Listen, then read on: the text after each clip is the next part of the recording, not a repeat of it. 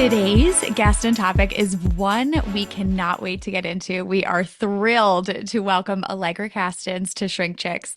Allegra is a fellow LMFT and the founder of the Center for OCD, Anxiety, and Eating Disorders. She both specializes in the treatment of obsessive compulsive disorder and has her own lived experience with OCD. Allegra, we can't thank you enough for coming on ShrinkChicks. Welcome. Thank you. I'm so excited to be here. We're Wait, and so we were thrilled. saying like you came here today, you just went through a move. I have fucking Okay. COVID. Everyone's showing up exactly how they are. It's janky. I was saying I don't have a desk, so I have this box. First of all, this is a story for a different day, but there's no heat in my house, which is wild in California. So I had the manager dropped off a space heater. My laptop, my microphone, everything is just on the box of the space heater right now in the office that's not set up. So I'm glad it's working as it should be. Thank God. How cold is it over there? It gets really cold in the morning and at night. It's California, so it's not like New York cold, but Right. my house is on a hill too, so I feel like the The winds are wind. stronger. Yeah, it gets, and I love my manager, this sweet man, but he's like, an oil-filled space heater. I found the solution. Babe, it's not the solution, babe. I'm cold as fuck. Okay. Still no good. Yeah, I think we need to install an actual heating device, David, but Yeah. love you. Love you So so sweet of you. much. So sweet Yes. of you to think of us. Well, we appreciate you so much coming on, even through the move and the changes Yes. and the freezing weather. So we know you have your own lived experience, your own journey with OCD. So can you tell us a little bit about that? Like, tell us about your journey. Tell us about how you got where Yeah. you are. It's so interesting. It was almost 10 years ago, which I just can't even believe that it has been 10 years since the onset of my OCD. But even so, before the OCD, I was struggling with anorexia. I didn't know it was anorexia at the time. I think something that can feel a little bit different with eating disorders is sometimes it's more egosyntonic, which means like in alignment with kind of your self-concept, sense of self, what you value and desire, etc. But looking back, I was struggling with a massive eating disorder that felt a lot like OCD, but obviously different than OCD. Like I had obsessions surrounding food, body, movement. I had a ton of compulsions. So I was struggling with that for about a year. And then I moved back from Ohio, where I was going to school.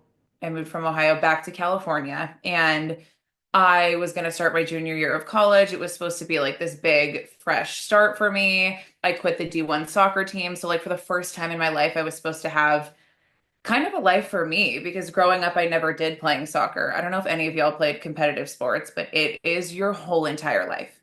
Like, it Yeah. was every night of the week. It was my weekends, either going to tournaments in California, flying to other states. So, I never felt like I had a self growing up.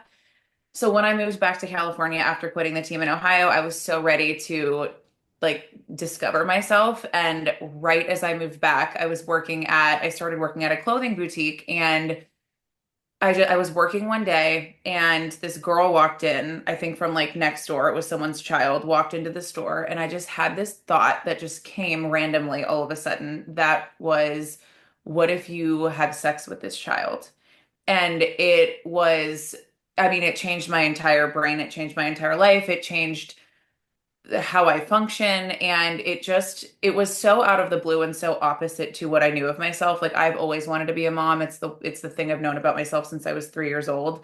Like there's nothing more I've wanted in life than to be a mother. So to have this thought, I'd worked at daycare centers, never had a thought like that. I was not at all attracted to children. The thought terrorized me. I like dissociated in the store, and I had probably like the rest of the evening a ton of ruminating about that thought. Why did I have this thought? What does this mean about me? How am I going to live the rest of my life knowing that I've had that thought?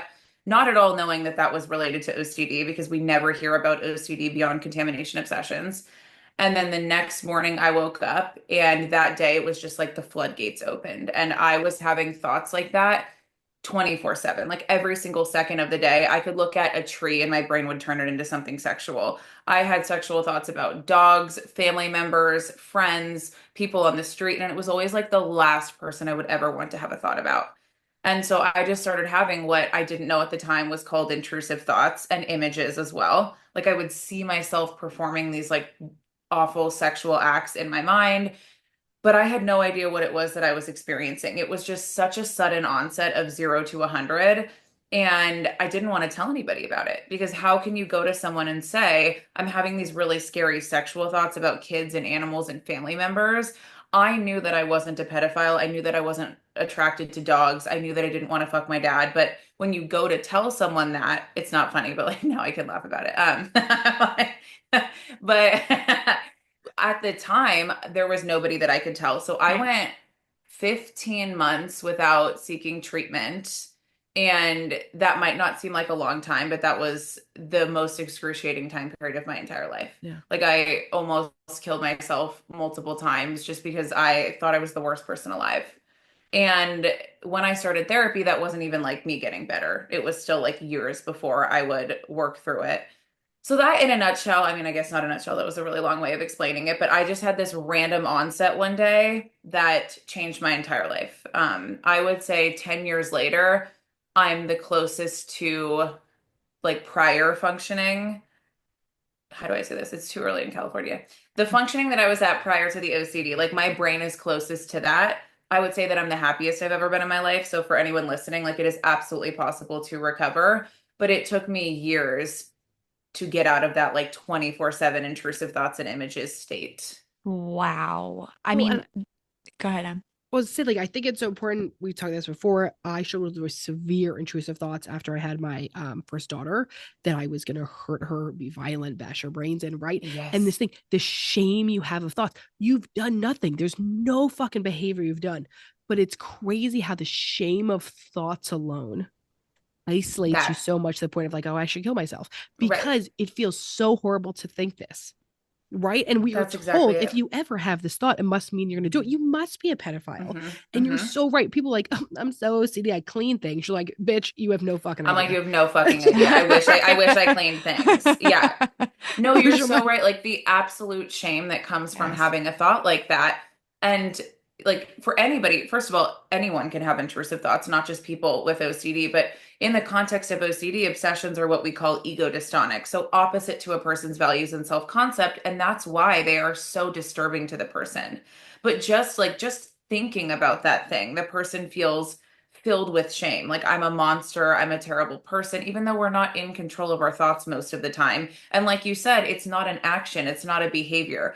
On top of that, people with OCD are performing time-consuming rituals to make sure that nothing bad happens. So not only are they having a thought that terrifies them, they are then performing rituals to make sure that that scary thing doesn't come true. It is the exact opposite of a pedophile, a murderer, a serial killer, whatever it might be.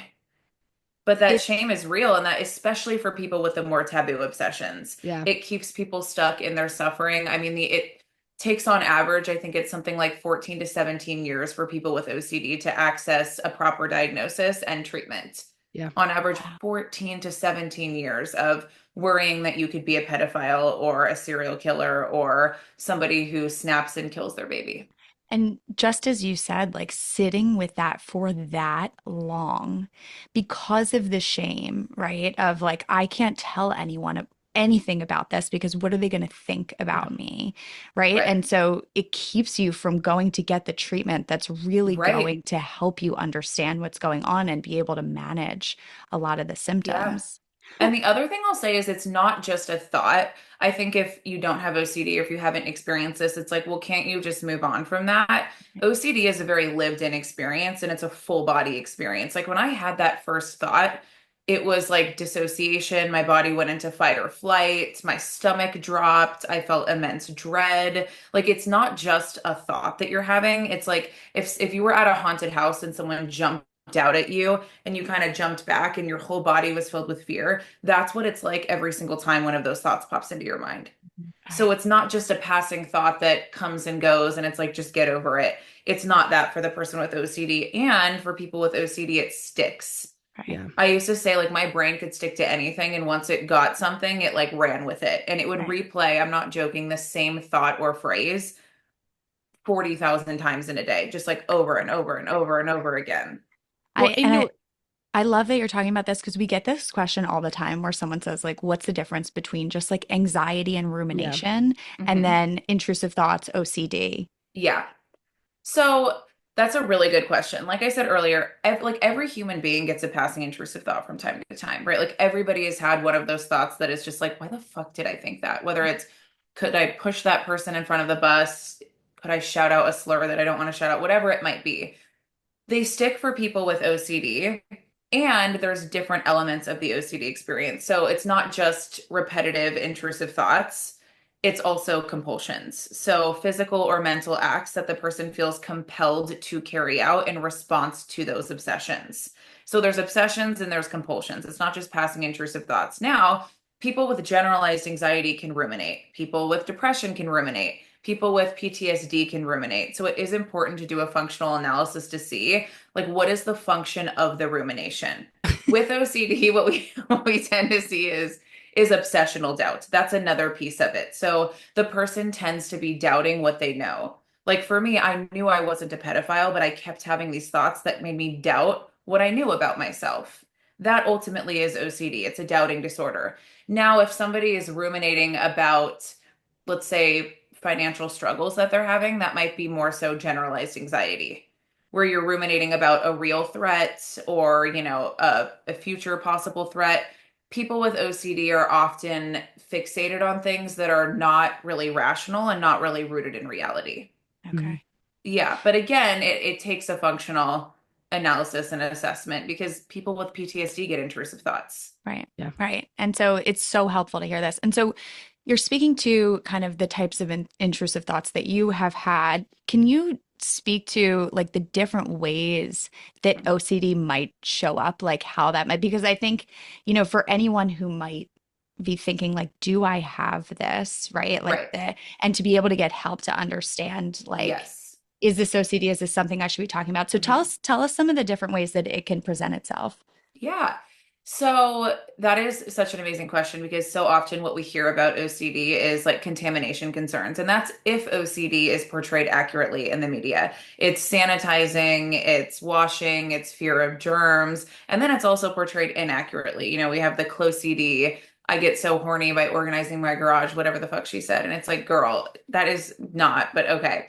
I'm not saying she doesn't have OCD, but she literally said close CD. Like Who it is just it this? Wait, what is Khloe that? Kardashian. She said it makes me horny. Like I just get so horny thinking about organizing my garage, like my clothes CD. And I'm like, girl, if you even knew. No. Like that is just not. Yes, OCD can show up as like just right obsessions where a person does something over and over and over again until it feels right internally, but Mhm. even that is distressing. So, Yeah. we often see contamination obsessions and compulsions, but that really makes up a small sliver of obsessional content.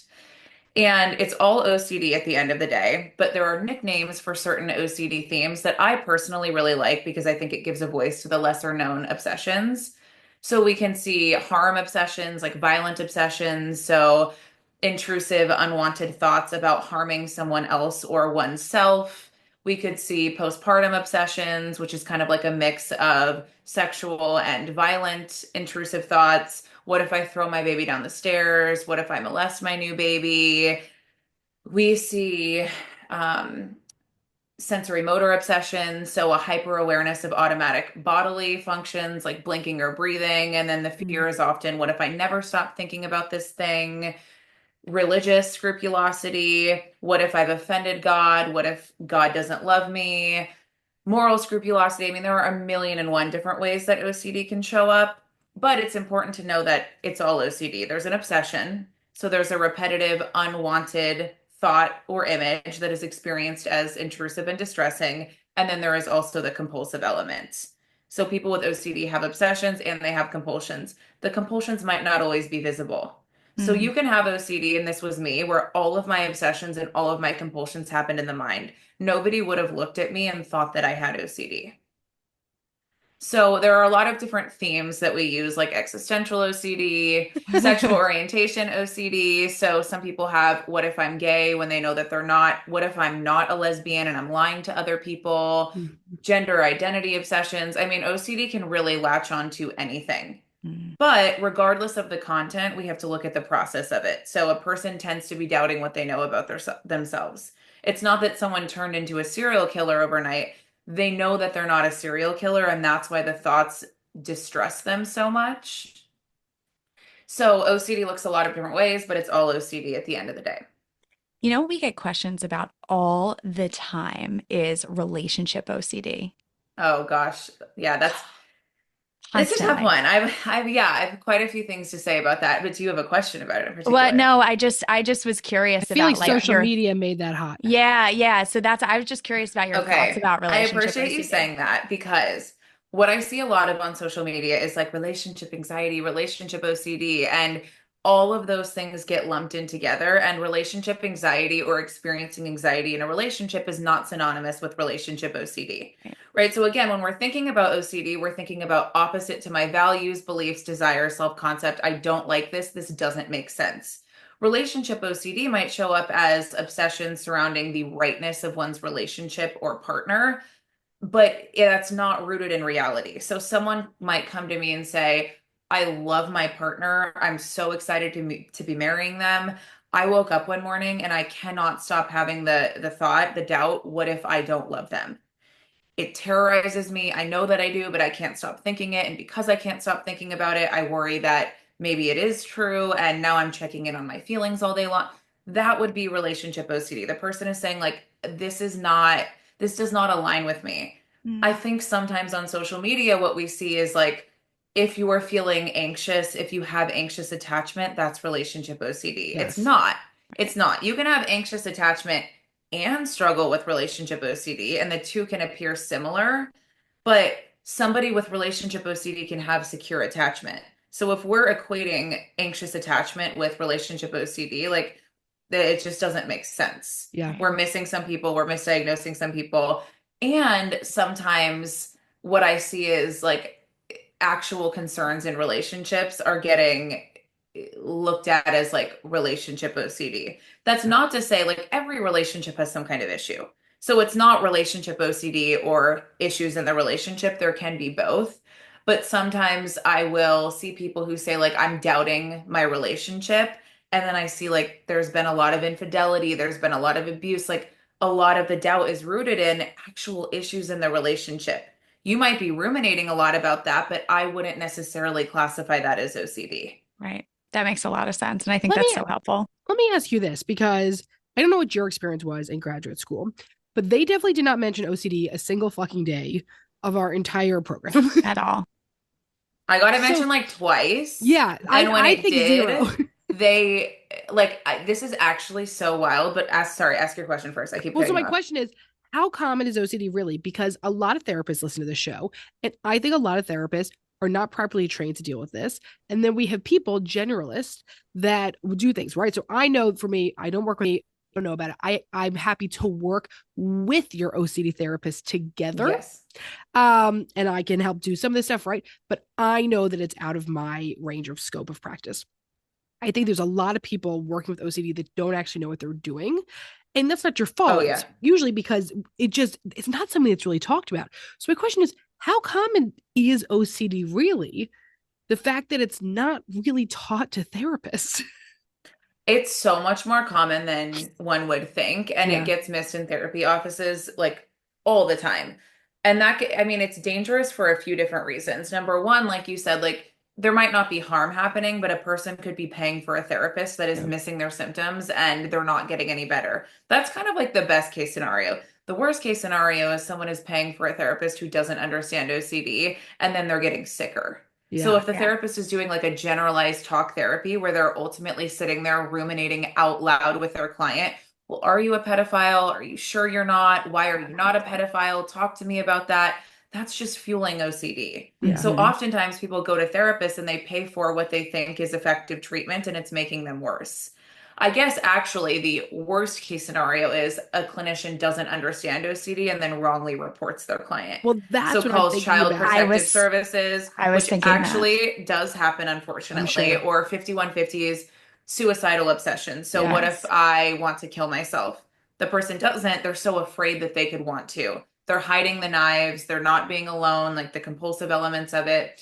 And I have had clients come into my office who say, my last therapist called the police on me, and it was extremely traumatizing. Yeah. So, there's not only the OCD we have to deal with now, but then the trauma of being wrongly reported or hospitalized. Yeah. And I can see how clinicians without OCD might be afraid when, they hear the word suicide or they hear sexual thoughts about children. But again, that's where you really have to do that assessment.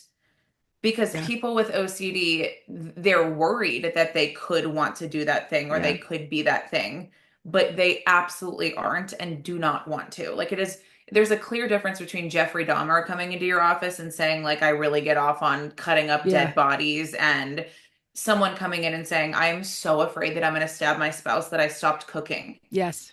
Well, I don't sleep in the same room as him anymore. I lock the door and I barricade with chairs in case I sleepwalk. Like there's just such a mm, clear difference. well, and I Mm. had that But when I was so sure I was going to yeah. slam my daughter. My intrusive thought was I'm going Mhm. to throw her down the stairs and I'm going to like blast her brains. And I Mhm. like had all these images. So I stopped Yep. walking up and down the stairs. So if my partner left for work and I was upstairs, guess where I was the entire fucking day? Upstairs. Yep. Right. Same thing. They left for work and I'm downstairs. Yeah. Guess where the fuck I am the entire day? And I had so much shame and so much fear that my therapist would report me. Right? That like, oh, that means I have postpartum psychosis. You know what I Mhm. mean? Like you're so embarrassed and you're so shamed. And I'm sitting Yeah. here thinking about the connection of this shame. And we say to people, well, go get help. Go to a therapist, Yeah. right? What do you do when you can't go get help because you're so worried that your therapist is going to wrongly report you? Yes. And I And do want to touch on really quickly because that is such an important point with postpartum. Postpartum OCD is not postpartum psychosis. Yes. And just OCD in general. When I had my onset, I thought I was experiencing schizophrenia because I thought I was like hearing thoughts and I thought I Yeah. was hallucinating. My thoughts were internal and I was seeing images internally. I Mm-hmm. was not experiencing external hallucinations, auditory hallucinations. So same with postpartum OCD, the person is not experiencing hallucinations or voices that are saying kill the baby and you feel like I have to do this or my baby's gonna X, Y, and Z. Like it is people with OCD, postpartum OCD, any kind of OCD tend to have that insight of like, I don't want to do this and I'm not doing this. So it's Yeah. not mm, a delusion, it's not a hallucination. But I could see why you would be so afraid of Yeah. that. But I all I keep thinking is that number you said earlier, 14 years. It's It's and that's also horrible. there's a pretty high suicide rate I'm also sure. yeah, associated with OCD because of this. I yeah. mean, I remember the first day I Googled, why am I having these thoughts? And one might think, like, why didn't you just Google that the first day you had those thoughts?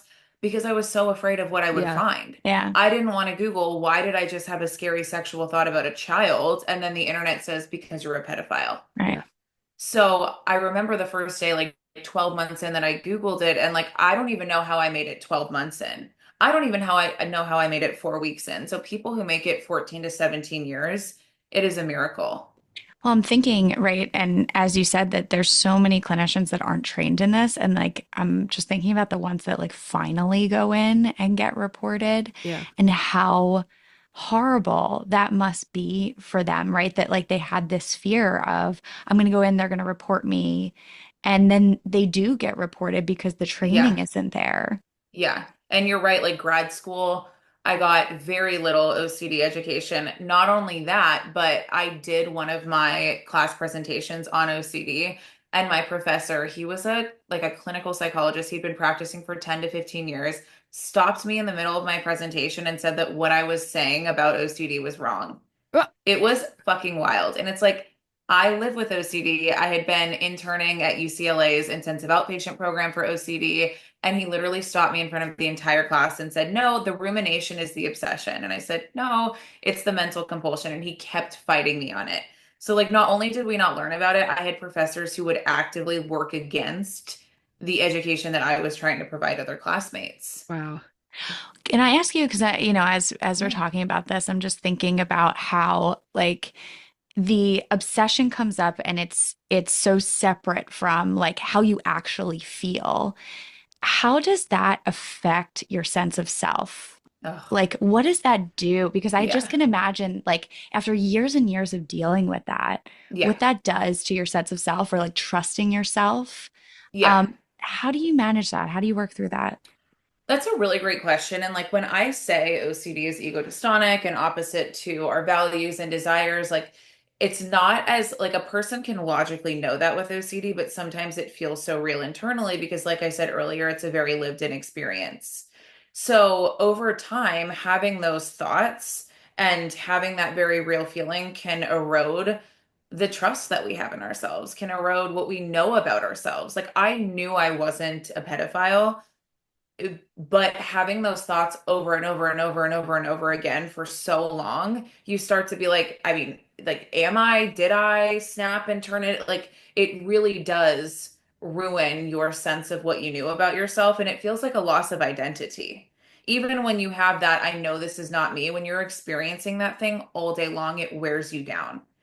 It really wears you down. And there are so many different aspects of the OCD experience that can also make a person feel like, wait, am I this thing? Like for people with sexual obsessions, for instance, we talk a lot about the groinal response and arousal nonconcordance. So what often happens is people have a sexual obsession, whether it's, sexual orientation, OCD, incest obsessions, and because you are having a thought about sex, you feel something in your body. That's just what happens. The brain and body tend to respond to what is sexual in nature, whether or not we value it or desire it. So the person with OCD is having this thought they know up here that they don't like, but their body is kind of responding. That feels like I've totally just lost my sense of self. Yeah. There are just so many different elements of it that really wear that down. So a big part of treatment is building up that trust again, separating OCD from who you are, looking at your own values, looking at how you behave in the world, looking at the things that you love. Like for me, again, like I was born to be a mom. There was nothing that I wanted more. So really getting back to like what you know about yourself and not listening to OCD because it's a liar. It doesn't need to be attended to. That piece, right? Like when we're talking about the difference between like OCD and anxiety treatment, right? Like with OCD treatment, you don't attend to the thought, right? It's not helpful you to attend to what the intrusive thoughts are and feel like they're a part of you, like to be able to separate them sounds like and be like, that isn't me, right? Like this is just Absolutely. OCD is what's important Yeah. about it. Definitely. And, like there is, I do like using metacognitive therapy when working with OCD, not necessarily to challenge the content of the obsessions. Like, of course, we want the person to know they're not a pedophile, but if I just go to someone with OCD and say, you're not a pedophile, that's not going to Right. cure them, But if we think differently about a person's thinking, like for me in my own treatment, when my therapist, when we went over like cognitive distortions and like in a metacognitive way, and she said to me, like, thoughts are not facts. You have a lot of thoughts that aren't true. That sounds like the most simplistic thing, but that changed my life. Because you start to think, well, I'm having these thoughts. They just must be true. I wouldn't be having this thought 15,000 times a day if it wasn't true. And then looking at feelings are not facts. So, yes, OCD feels very real, especially when we're absorbed in the obsession, but something could feel very real and still not be true. Yeah. So we can look at like how obsessions are created, why a person is buying into obsessions, but yeah, we're definitely not aligning and going like, why do you think you're having pedophile obsessions? Yeah. Like, is there a part of you that like that could be so detrimental for someone with Um, OCD? Let me ask you this listener question. We have a Yes. lot of good listener questions. Somebody wrote and said there's so much about OCD that exists outside of rituals. Can you speak to things like skin picking or rigid schedules? I'm like, skin picking is me. I need to get my nails done. So I don't know if you guys do this. I pick all around. Like I have to wear acrylics or I will pick all around. I have a body focus repetitive behavior. That's what it's called. It's OCD-esque, but it's not OCD. So there are other conditions like OCD spectrum conditions per se that like there are compulsive elements, but it wouldn't be OCD. And again, like I talked about earlier, people with eating disorders perform compulsive rituals. People who experience PTSD avoid situations that might re-trigger that trauma. That could be compulsive avoidance. So you really have to look at like what is the obsession, what is the compulsion, and then more so what is the function of that compulsion. But people with OCD can also experience dermatillomania, so compulsive skin picking, trichotillomania, compulsive hair pulling. It's not OCD and it is actually treated differently than OCD. So with body focus repetitive behaviors, there's often something called habit reversal training. So utilizing competing responses, so something else you can do with your hands. So like if I were sitting here just picking at this, like could I play with a fidget toy? Or habit blockers. For me, acrylic nails are a habit blocker. When I have acrylic nails on, I can't pick the skin under or around my Mm, nails. So OCD like, but not OCD exactly. right. So Somebody else helpful. asked, do you need to be clinically diagnosed? I think this is an important question because of social Yes. media. And also I because love and people are hate not social getting media. because people are also Yeah. not getting appropriately diagnosed by therapists. So where's the Right. line, right? Right. Like where's the overdiagnosis we get from TikTok versus the lack of diagnosis we get in the Right. therapy room? So do you think you need to be clinically diagnosed? No, I absolutely don't think so. And here's the thing. I do think there is some overdiagnosis happening on TikTok and Instagram, especially with, and again, I don't want to say this because I know that a lot of people have found solace in like ADHD Yeah. diagnoses. But if I see one more thing that's like, you were a minute late to work because you have time blindness, and that means you have ADHD. It's like, I was at the Starbucks line. I'm not even gonna lie, okay? I'm like 5 minutes late, I'll be there soon, as I'm like ordering my Starbucks. Oh my God, wait, this is so wild. This is so off topic, but I swear I think there's a Maine Coon that like lives in this. It's sorry, terrifying. Anyways, Wait, so what? I love those What? things. Those huge Me cats. too. They're okay, Wait, I gigantic. don't I'm like why are you saying it's freaked out. terrifying? I am freaked out by Are the they dangerous wildlife. in California? Aren't they No, but I'm freaked domesticated? Are they out. are they wild? They're wild. Yeah, there's coyotes too. Coyotes, possums, bobcats. I'm like, this is California. Like Wait, I did not sign up what? for National fucking Geographic. There's coyotes in my I'm neighborhood on the trying to East Coast, but experience like a pleasant coffee on Right, the right. patio. But Like, that is Without my animals daughter coming is over. obsessed with cats, but we have massive dogs, and I'm pretty sure they'd be a lovely snack. So I was just saying to Jen, I need a Maine Coon cat. So Allegra, you big. could do me a quick favor. If you could go catch that Grab and it. you can ship that over I'm to gonna the ship it to you. East I would love Coast. to catch this bitch. It was in my backyard. I'm like, girly, we love you, but like stay out of the fence. I'm There, Okay. like, is it free? Yeah. in in Philly, there's cat gangs. That's Gangs of cats. They like terrifying. walk around and they're like under, you'll be like Welcome to walking Philly, down a baby. street and they'll like come out in the middle and they'll like stop you. Oh yeah, No, they'll fuck your shit up. I would Right. go into cardiac arrest. Like there's Yeah. no way. There's No, no no, way. Have you it's a been to Philly thing. before? Actually, yes, once on a road trip. I liked it. I Okay. really If liked you ever come Philly. again, we'll show you how scary it is. I'm If sure you're she's thinking never gonna You're come gonna be again taking me now. to the hospital. You're gonna be like, this girl passed out when she saw the cat gang.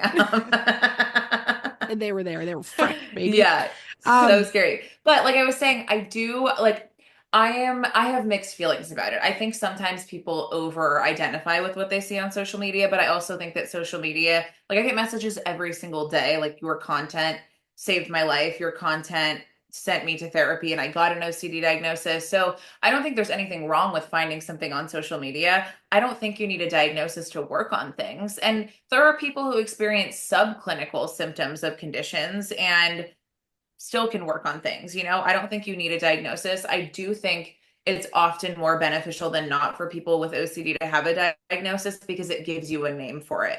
Mm. Like, this is OCD. This is a mental health condition that I'm living with. I am not Jeffrey Dahmer. I am not a pedophile. I am not John Benet Ramsey's killer, whatever it might be. Like, I am living with OCD. Right, but who Yeah. is John Benet Ramsey's killer? right. Oh my God. We're not sure. Okay. Do you want, I do you low want to key, talk I about thought that it was more the then? parents. And then I I thought it know, was the but then dad. did you watch that most recent documentary? Yeah. Yeah, I And then it know. was I like did the too. man admitted to it. And then, But then we don't know. It's like that. I was ready for a real answer at the end of right. that.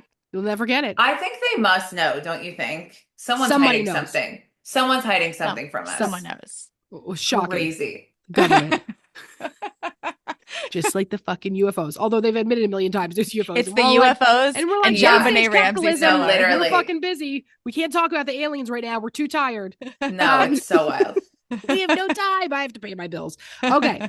Allegra, as you know, on this show, we play a game called Calling Bullshit. Okay. And what we do is we ask people to call some bullshits in their specialty in their field. So do us a favor today on ShrinkChicks, call some bullshit. Oh gosh. Anything about like OCD? Yeah. Yeah. And I mean, you Versus can anything. it also do whatever could you want. be anything in the world. Oh God. Your I feel like I have. choice. Okay. A lot going on in the world right now. One thing that I heard in my grad program was the talking cure is the cure for everything at my internship. Basically saying psychoanalytics specifically is the cure for everything. my guy, what? And he was so impassioned by it that he cried. I No. felt so bad. He was a sweet man. It was an internship trainer. That is fucking bullshit. I'm sure psychoanalysis works for some people, Yeah. but psychoanalysis is not an evidence-based treatment for OCD. Like what a person's going to go lay down on a couch for 5 days a week and ruminate about why they might possibly be having pedophile obsessions. That would be one of them. I would also say that OCD is synonymous with being organized. That's like a very big Mm. one. It is absolutely not. My house is a fucking hellhole right now. And I have OCD. I just don't have it about, I don't have like just right obsessions. I don't know what else. That was great. Those are amazing. Okay. That was good. That was so Okay. good.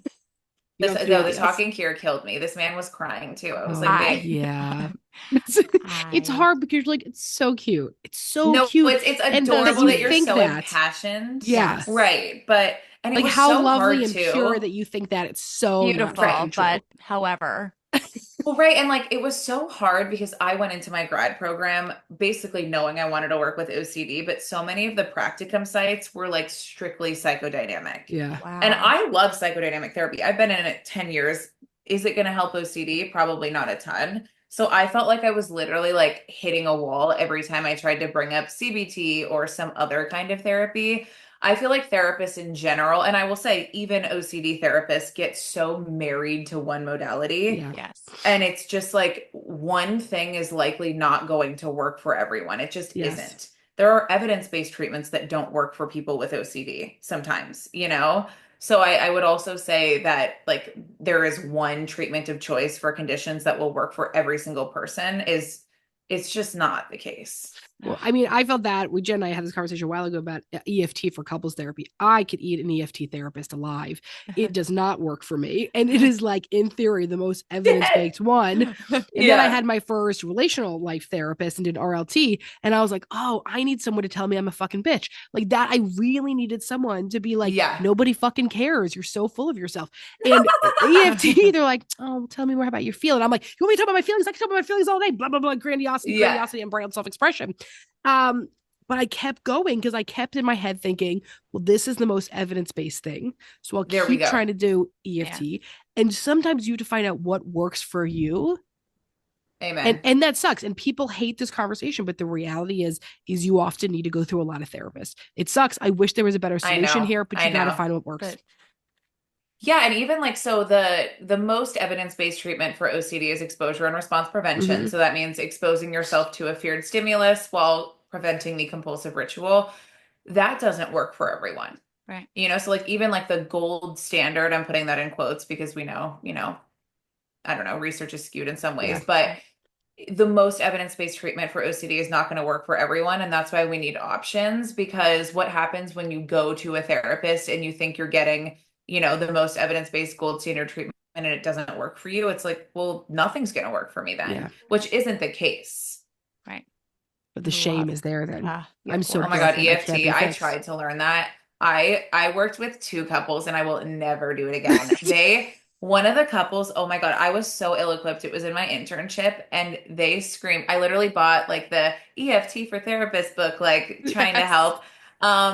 They screamed at each other so loud that other therapists in the suite were like, we hear them yelling at each other. See, that would I had to be like, Right. but can we like, Like, and it's great. It works for some people. What Yes. negative interactional cycle That's- are no, you later guys when I in? just wanted to be like, stop it. Stop it. But like, and I needed that. Like my therapist now, if I start going too much, she will literally say to me, okay, Aaron, my partner, you leave the room and then bring it back. She goes, you're being so annoying right now. You can say whatever you want to me for 3 minutes.